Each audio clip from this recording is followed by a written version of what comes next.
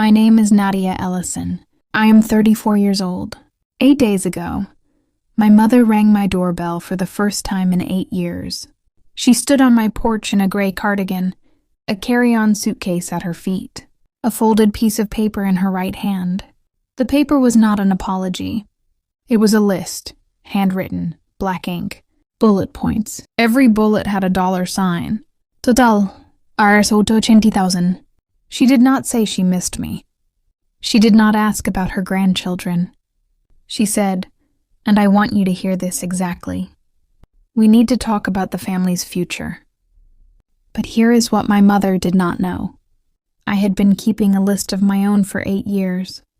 Every birthday card she returned unopened. Every voicemail she ignored. Every forwarded screenshot my old friend Priya sent me from the family group chat. 27 items. Every single one labeled. Dated. Filed in a red binder that sat in the bottom drawer of my desk, behind tax folders and old insurance files. She brought a list of what she wanted. I brought a list of what she did. Before we go any further, if you are new here, please take a second to subscribe. It genuinely helps this channel more than you know. And drop a comment telling me where you're watching from. I love reading those. Let me take you back to the summer I turned 25. Farrukhabad, a mid-sized city in northern India. The kind of place where every family knew every other family's business before they knew it themselves. My father, Ramesh, was a government officer. Steady income, steady reputation, pressed shirts. The kind of man who walked into any room and filled it with quiet authority. My mother, Sunita, ran the household, and our extended family's social calendar with military precision. She organized every engagement ceremony, every festival dinner, every prayer gathering, and she decided without asking anyone who belonged in our circle and who did not. My younger sister, Pooja, was 4 years younger and everything my mother had prayed for. Beautiful, obedient, engaged at 22 to a boy from a wealthy family 3 cities over. Mom adored her. Dad called her his blessing. I was the quiet one, the one who got straight, marks in every exam and never received a party for any of them. I don't say this with bitterness anymore. I say it because you need to understand the architecture of my family before you understand what they did. In our house, love was conditional, and the conditions were written by my mother. When I was 22, I got a full scholarship to pursue my MBA in Pune, first in our family to go. Mom packed my bags and slipped a card inside, the kind with roses on the front and her handwriting on the back. Come home successful. We are proud of you. I kept that card for years. It was the last kind thing she ever wrote me. I met Karan Mehta in a financial modeling workshop in my 2nd semester. He sat 2 rows ahead of me and worked through case studies, the way some people solve crossword puzzles. Calm, methodical, almost bored. He was from a small town in Rajasthan. His father drove a taxi. His mother stitched clothes from home. He was at business, school on a merit scholarship, and a part-time job at a call center. He worked every Friday night. He had nothing that my family would have recognized as a recommendation. He had everything I had never seen before in a man. Our first date was chai and samosas at a dhaba outside campus. He paid with exact change. We talked until the owner started stacking chairs around us. He told me he wanted to build something. He didn't know what yet, but something that actually solved a real problem for real people. I told him I wanted to work with numbers that meant something. He said then we are in exactly the right field. We dated for 2.5 years before he proposed. 2.5 quiet, honest, unremarkable years. He met my family twice. The first time, my mother smiled too wide and called him Kishore. The second time, she used his correct name but did not look at him when she said it. Both times, Dad shook his hand and said almost nothing. I told myself they just needed time. Pooja was the honest one. At Diwali, she leaned over the diyas and whispered, "He's a nice guy. But Mom is never going to accept this. You know that, right?" I didn't know that yet. Karan proposed on a Tuesday evening at our small rented apartment in Pune. No ring at first, just a conversation at our kitchen table. He said, "I want to spend my life building something with you. Will you let me?" I said yes before he finished the sentence. I called home that night. Mom picked up on the second ring. I told her. The line went quiet for 11 seconds. I counted. You need to think about what this means for this family. Nadia, a taxi driver's son. Do you understand what people will say? Not congratulations. Not tell me about him. A warning. Dad got on the extension. He cleared his throat twice. Said nothing. 2 days later, Pooja texted, "Mom hasn't eaten since you called. Are you happy now?" I was. For the first time in years, I genuinely was. But I didn't reply that. 3 weeks after the call, a letter arrived. Not an email, a letter. My mother's handwriting on cream stationery. She wrote 4 paragraphs. The last one said, "If you go through with this, you are choosing him over your family. We will not attend, and if you walk down that aisle, do not expect us to welcome you back. He is not the kind of man we raised you for, Nadia. He never will be." That was the line. She drew it in black ink on cream paper, and she expected me to stand on her side of it. I read the letter 3 times, folded it, put it in a folder. Something in me, the part that files receipts and keeps records, told me to hold on to it. I held on. We got married at a simple registrar office on a Saturday in June. 19 guests, all friends, all Karan's side.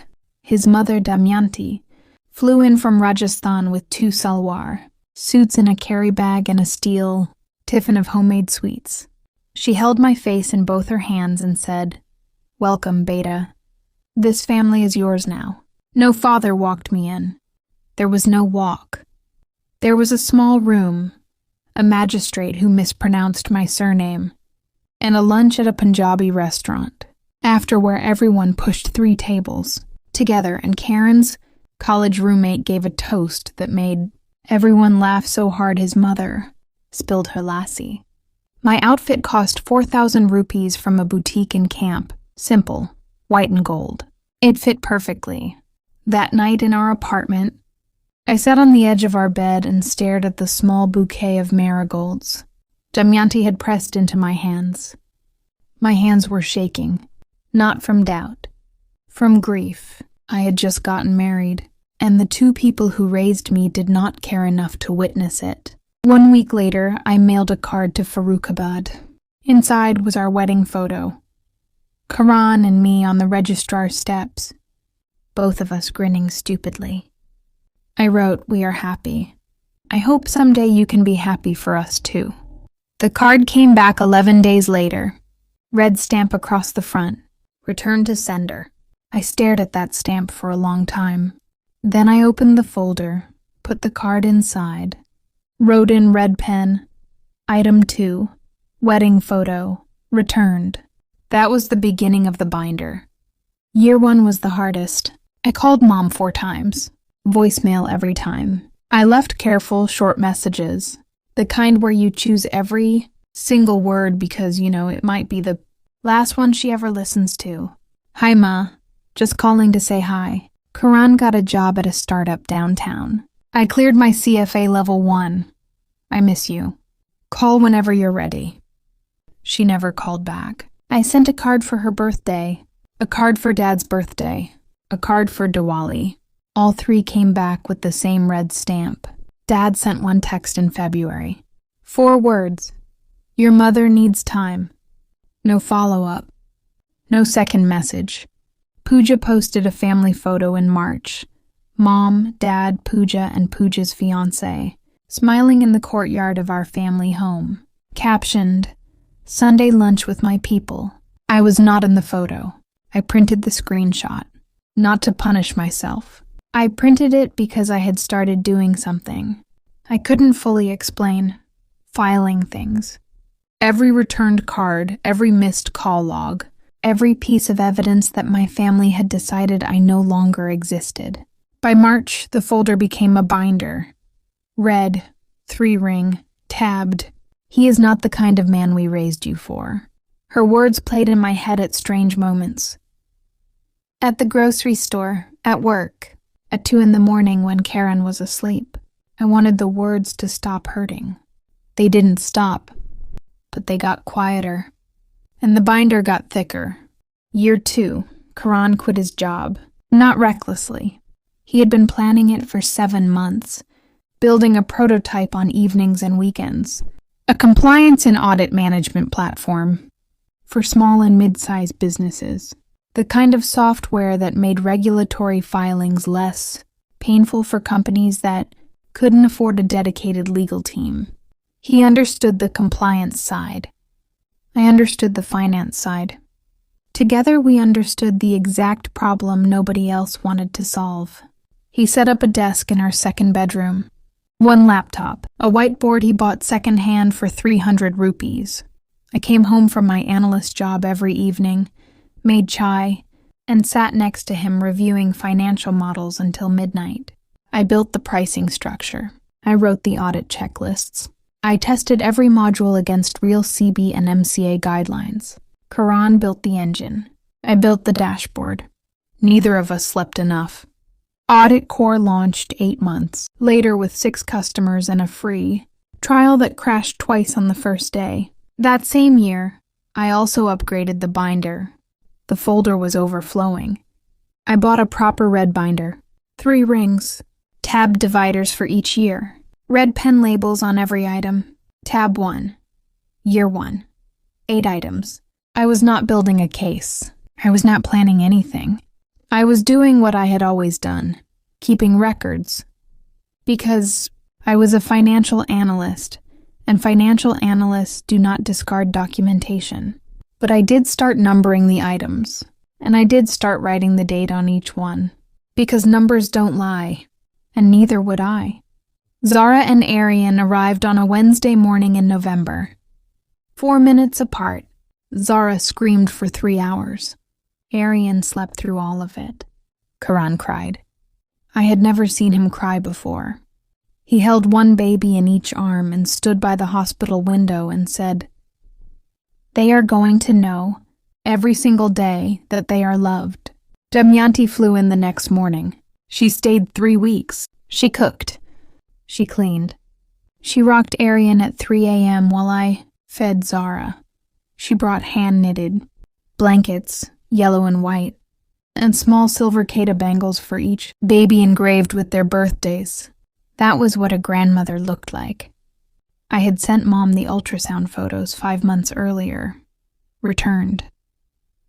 I sent birth announcements, 2 cards, 1 for each twin. Returned. I sent photos. Arian sleeping on Karen's chest, Zara gripping my finger. Returned. 3 new items added to the binder. Items 14, 15, 16. Priya texted me a screenshot from the family WhatsApp group. Pooja had written, "Her children won't know their real grandparents." That is the life she chose. I sat in the nursery with that message on my screen for 12 minutes. Zara was asleep in her cot. Arian was in my arms. I could hear Damayanti in the kitchen humming something low and old while she washed bottles. My children had a grandmother. Her name was Damayanti. Meta and she flew from Rajasthan every 2 months and had never once missed a birthday. I printed Pooja's text, filed it. Item 17. Red pen, dated. If this story is hitting something close to home, if someone has ever cut you off and come back only when the numbers changed, drop a comment right now, tell me, because I think more of us carry this than we ever say out loud. And if you haven't subscribed yet, please do it now. It takes 2 seconds and it means everything to this channel. By year 4, the binder had 21 items. I want to be clear about something. I did not keep that binder out of spite. I did not flip through it at night, feeding some fantasy of confrontation. Most weeks I forgot it existed, but every time something arrived, a returned card, a forwarded screenshot, a voicemail transcript. I saved because deleting it felt like erasing proof. I filed it. Same process. Print, label, date, red pen, tab. Karan asked me once, "Why do you keep all of that?" I told him the truth. Because someday when the children are old enough, they will ask why they don't have grandparents on my side.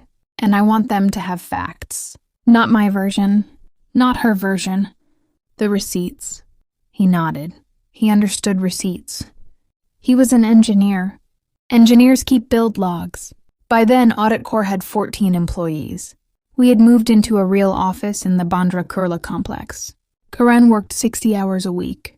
I worked 40 at my firm and 20 more on Audit Corps' accounts. We had dinner together every night at 7, non-negotiable. The silence from Farrukhabad had become a fact of life. Like monsoon season. Some days I noticed it. Most days I did not. Damyanti visited every 2 months. The twins called her Dadi. She taught Aryan how to make dal tadka. She taught Zara the names of every flower in the building compound. I did not know it then, but that red binder would become the most important document in my life. More important than my MBA degree. More important than our marriage certificate. More important than the IPO filing I would sign 4 years later. Year 7 changed everything. Audit Corps closed its Series B, 42 crore rupees from a fund in Bengaluru. I remember the phone call. Karan was in the kitchen making dosas for the twins. His phone rang. He listened, nodded, hung up. Turned to me and said, "They said yes." I did the math before the doses were done. Post-money valuation, 3 to 10 crore. Karan and I still held 23%. We were not rich, not yet. But the numbers were heading somewhere I had only ever modeled in spreadsheets. I left my analyst job that month and joined Audit Corps full-time as CFO. For the first time, my name was on the company paperwork next to his. Partners in everything. The Series B made a small splash. But someone in Farrukhabad did not scroll past. 2 weeks after the Economic Times piece, Priya texted me, "Your mom asked Auntie Rekha about your husband's company at the Mandir on Sunday. She wanted to know what Series B meant." I read that text 3 times. Mom had not spoken my name in 7 years.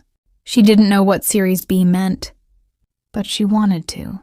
The math was changing, and my mother was paying attention. That same year, I sent what I knew would be my last Diwali card. I had sent one every year. 7 straight years. 7 returned.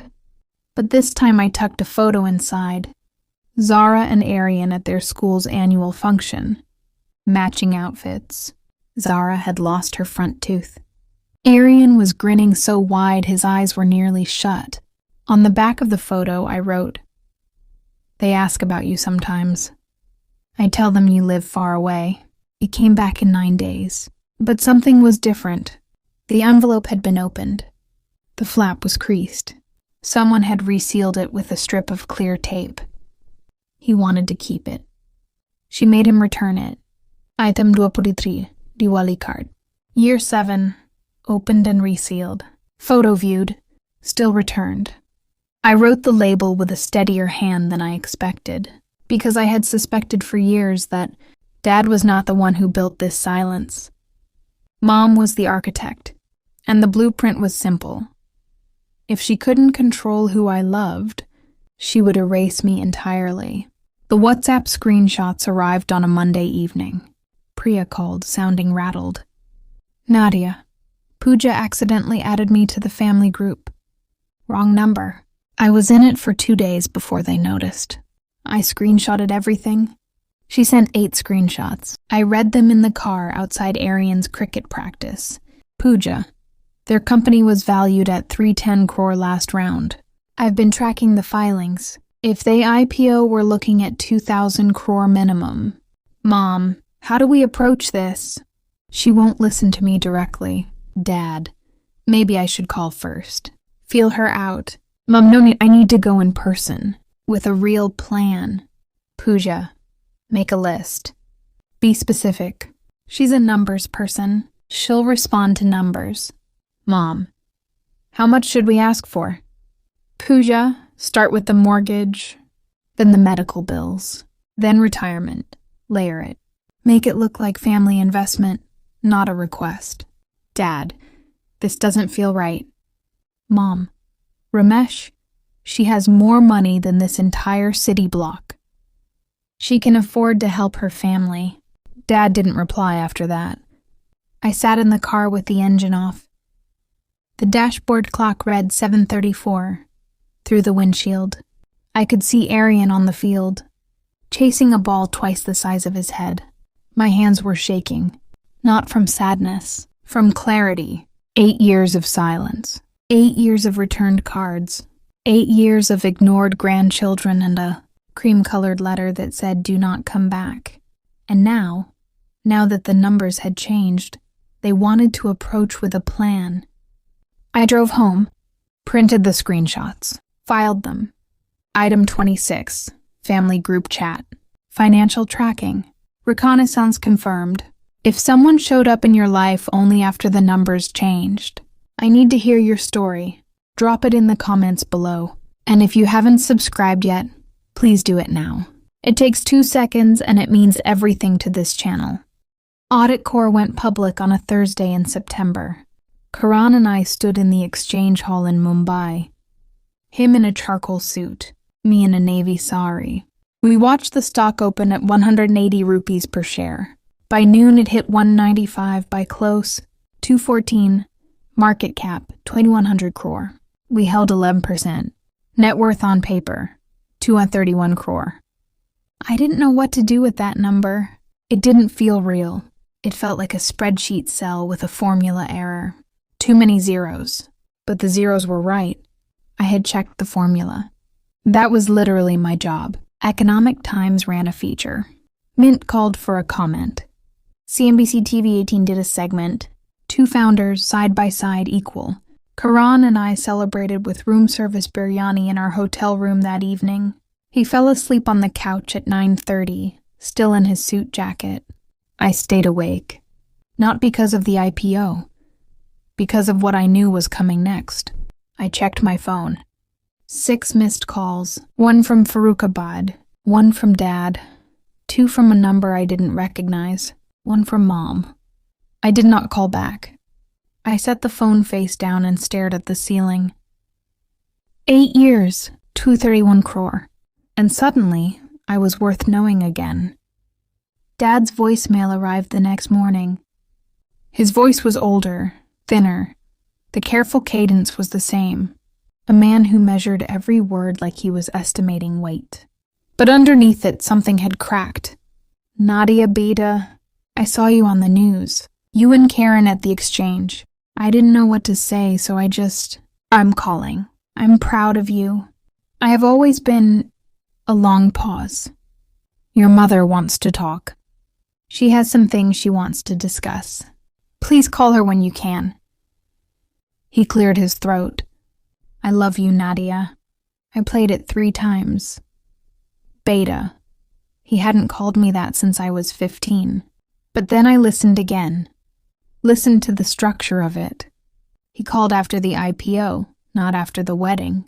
Not when the twins were born. Not after any of the 8 Diwali cards or the ultrasound photos or the birth announcements. After the IPO, he was proud of me on paper. He had always been proud of me on paper. What he had never been was brave enough to pick up the phone when there were no crores attached to the call. I saved the voicemail. I didn't add it to the binder. It was too sad for the binder. Instead, I sat in the hotel bathroom and let myself feel it. All of it, for about 4 minutes. Then I got up and packed my bag. We had a flight to catch. Mom's message arrived 2 days after we got home. Long, carefully composed. No typos, no autocorrect errors. This was a draft. She had written it, edited it, probably read it aloud to herself in the mirror. Nadia, I know we have lost time. I think about you and the children every single day. Life is short, and I have learned that some things matter more than the differences that divided us. I would like to talk about the future. About the children. About what it means to be a family. There are things that families should share together. I believe we can find a way forward if you are willing. I read it twice. Counted the words. 67 carefully chosen words. Not one of them was sorry. Not one acknowledged that she had cut me off for marrying a man whose background she considered beneath us. She wrote, "The differences that divided us," as if our estrangement was a philosophical disagreement, as if she hadn't written, "He is not the kind of man we raised you for." I did not reply. I screenshotted the message, printed it, opened the binder. Item 29. First message from Mom in 8 years. 67 words. 0 apology. Red pen, dated. Pooja messaged me soon after. First time in 8 years. "Hey Dee Dee, just thinking about you. How are the kids?" 6 words. 8 years, as if she had been asking regularly. I agreed to meet. Not at our home. At a cafe in Bandra. Public. Neutral. Time limited. Pooja arrived 15 minutes late in a blazer and heels. She looked like she had rehearsed casual. She hugged me too long. She said, "You look amazing" 3 times in the first 10 minutes. Then she started asking questions. How big was the flat? Did the children go to private school? Which neighborhood? Was Karan still running the company? How many employees? Had they raised more money recently? 31 questions. I counted. None of them were, I'm sorry. Halfway through our cold coffees, I noticed something in the cafe window reflection. Pooja had her phone angled toward the parking lot. She was photographing my car. She was scouting, cataloging, building a report. I let her finish her coffee. I drove straight home and opened the binder. Item 28. Pooja reconnaissance visit. Date. Red pen. Notes, 31 questions documented. Photographed vehicle. No apology offered. No mention of 8 years of estrangement. She arrived on a Tuesday at 10:22 in the morning.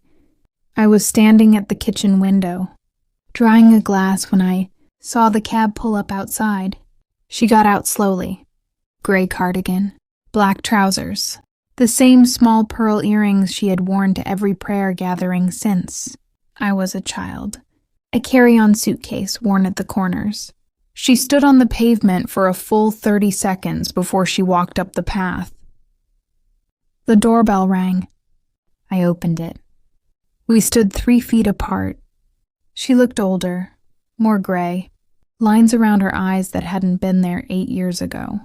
Her eyes, the same shade of brown as mine, were already wet. "Nadia." "Mom." Silence. 5 seconds. "I came to talk about the children's future. Not, I came because I missed you.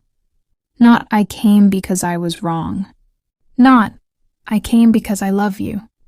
I came to talk about the children's future, the children she had never met, the children whose birth announcements she had returned unopened." I looked at the suitcase, looked at the folded paper in her right hand. "Come in." I took her to the kitchen. The kitchen had a table. It had good light. It had Damayanti's photo on the fridge, the twins' drawings on the wall, a world map where Zara had started marking every country she wanted to visit. The kitchen was where truth lived in this house, and truth was what we were about to have. She sat at the table. I set 2 glasses of water in front of her. No chai. Chai was for people who were staying. She looked around.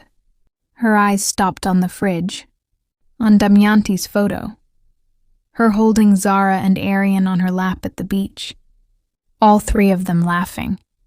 Then she unfolded her list. Her handwriting, black ink, 5 bullet points, retirement fund for Papa and me, 8 lakhs. I said nothing. Pooja's children's education, 3.5 lakhs. Nothing. Papa's knee replacement surgery, 70,000. Nothing. The family home mortgage, 2.5 lakhs. Nothing. Monthly family support, $25,000. She folded the paper, placed it on the table between us. This is what families do, Nadia. Your father worked his whole life. He gave everything for you. It is time to give back. I stared at the list. 880,000. Rupees. Itemized, calculated, presented like an invoice. Not once during the reading did she say my name with the word sorry beside it. I picked up the list, read each line once more, folded it, set it down. Then I stood up and walked to my office. The bottom drawer, behind the tax folders, behind the old insurance files. I pulled out the binder. Red, 3-ring, heavy. The kind of weight that comes from 8 years of documentation. I carried it back to the kitchen. Set it on the table right next to her folded list. 2 documents. Hers. 1 page, 5 bullet points, 880,000 rupees. Mine, 29 items, 8 years, 0 apologies received. She stared at the binder. What is that? I sat down, placed my hands flat on the table. You brought a list, Mom. I brought one too. She stared at the red cover, at the labeled tabs visible through the plastic, at the thickness of it. Nearly 3 inches of paper, of returned envelopes, of printed screenshots, of dates and red ink and proof. I don't understand. You will. I opened the binder to tab 1, year 1, and I started reading. I did not raise my voice. I did not cry. I did not perform. I read quarterly reports to the board, factual, organized, item by item. Tab 1, year 1. I pulled out the first item. A birthday card in a white envelope, red stamp across the front. Return to sender, still sealed. I placed it on the table. Item 1, birthday card. Mailed August 14th, 2017. Returned August 26th. Her eyes widened. Second item, another envelope. Same stamp. Item 2, wedding photo. Mailed June 8th, 2017. Returned June 20th. Third item. Item 3, Diwali card. Mailed October 12th, 2017. Returned November 2nd. I laid them out one by one. Slowly, the way you lay out evidence in an audit. No commentary, no emotion, just documents arranged in chronological order. Mom's mouth opened, then closed. She stared at the growing row of envelopes, white rectangles with red stamps, each one a door I had tried to open and she had slammed shut. These are the cards I sent every year for 8 years, I said. Every single one came back. Nadia, I'm not finished. Tab 2, year 2. Voicemail transcripts. Call logs. A WhatsApp screenshot. Item 4, voicemail to you. January 9th, 2018. Duration 52 seconds. No callback received. She pressed her fingers to her lips. Item 5, text from Dad. February 7th, 2018. 4 words. Your mother needs time. I set the printout on the table. It has been 8 years, Mom. How much more time did you need? The tears came. I expected them. She covered her face with both hands and made the sound I had heard my whole childhood. The controlled, careful cry she used when she wanted sympathy without surrendering dignity. I was hurt, Nadia. You chose him over us. You left. I didn't leave. You told me not to come back. I was upset. People say things when they're upset. I flipped to tab 4, year 4. Item 17. WhatsApp message from Pooja to a mutual contact forwarded to me. March 9th, 2021. I read it aloud. Her children won't know their real grandparents. That is the life she chose. Mom flinched. I flipped to the last tab. The screenshots. Item 26. Family WhatsApp group chat screenshots. 8 screenshots. October 2025. I read Pooja's message. Make a list. Be specific. She's a numbers person. She'll respond to numbers. Then Mom's reply. She has more money than this entire city block. She can afford to help her family. Mom's face changed.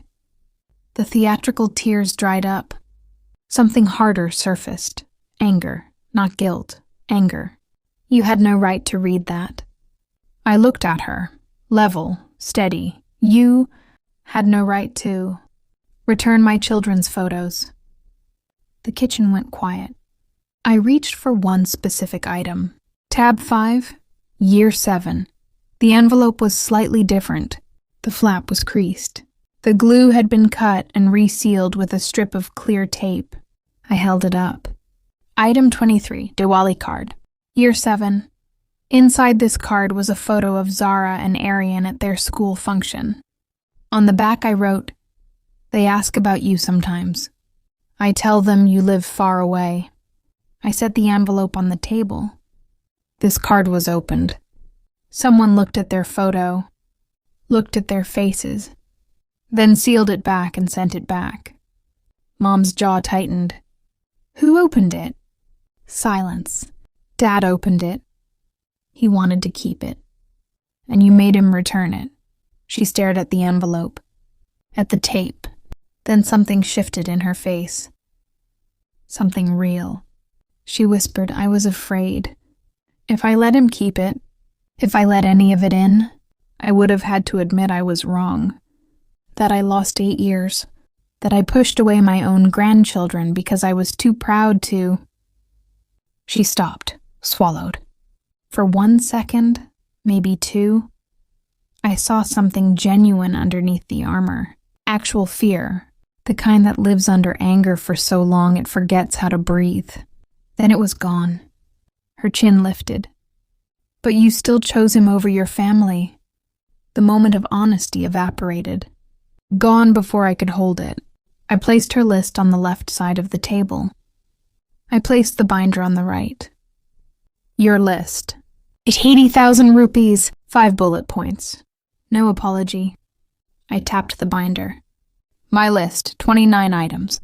8 years of silence. 8 years of returned cards. 8 years of ignored grandchildren. And a daughter you erased. Not because she did something wrong, but because she married a man whose background you considered beneath you. Mom's nostrils flared. I did not erase.